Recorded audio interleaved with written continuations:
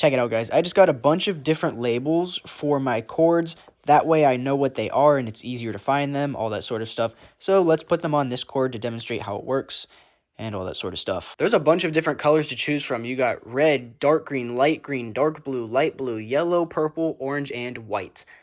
For this cord that I'm going to do it with, I'm going to choose red. So step one, you want to write down what type of cord it is onto this before peeling it off. You need to let it dry because otherwise it'll get all smeared when you try to put it on the cord. And it's also better to write it on this before peeling it because otherwise it'll stick to whatever you're going to write it on. So yeah, just good to keep it here for now. If you don't want to wait for it to dry, you could try writing in pencil. You can still read it. It's a little bit harder to read. It's not as bold, but I mean, you can still read it. Anyways, let me peel this off now, whether it smears or not. I want to just show you guys how it works.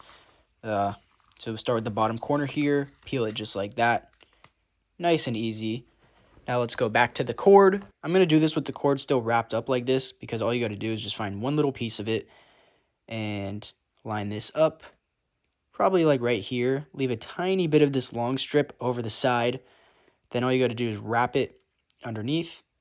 And then you should have this. Then you just want this to connect. Just go underneath, line it up so it looks all nice and neat. Just like that. So that's what you have now. And then all you got to do is take the top half and fold it over. And then it'll stick together. And then boom, looks like that on one side.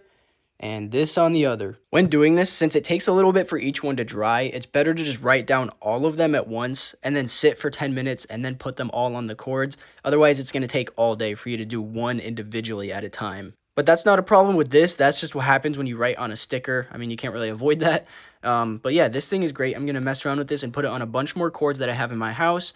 And that's about it.